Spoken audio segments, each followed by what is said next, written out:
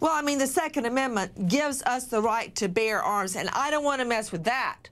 But I'm wondering how people get their mitts on guns like this. And to you, Tom Kersting, you're a school counselor, you're a psychotherapist.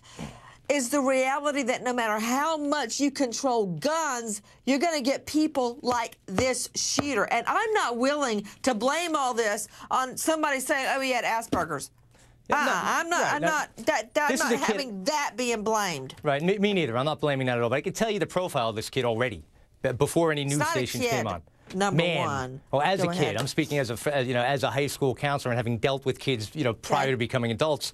Loner, strange kid. You could probably go ask half of his classmates, who do you think would be the person that would have done something like this? And I guarantee a lot of them are going to say Adam Lanz is the person.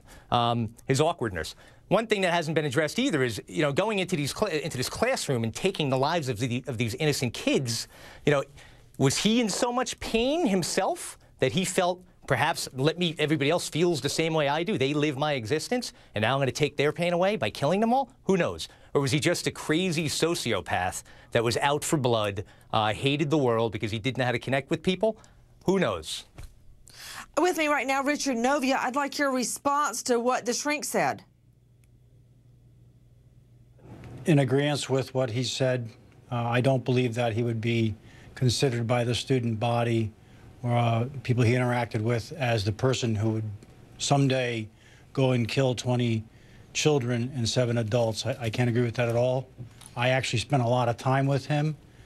As far as misjudgments here, it's clearly that misjudgment took place on Mrs. Lanz's part to buy such weapons with a student, a child with mental disorders.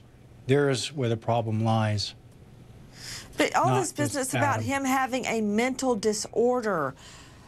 Yes, that did exist. I think, let me jump in for a minute if you don't mind. I can testify to this.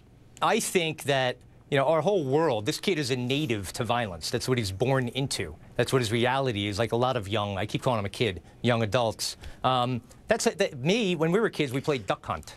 We'd knock over the little ducks. Now you're playing video games. Is that part of it? It could be. Well, wait. It is a big part of it. But back to you, Novia, when you say the mental illness was real and you're the witness, what was the mental illness?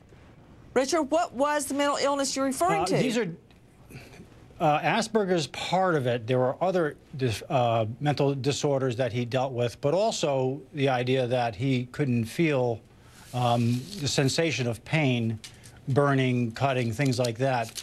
We're putting all this on him and saying that later in life, it's likely anyone would say that he would be the one to be the shooter. That is not true. There's lots of. Are you telling me you are absolutely confirming he had Asperger's? Yes. I'm confirming and have been confirming since the very beginning. I was probably the first to say it.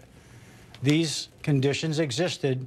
I interacted with that boy daily for several years and can tell you that there was no indication by his behavior that he would carry out a heinous act.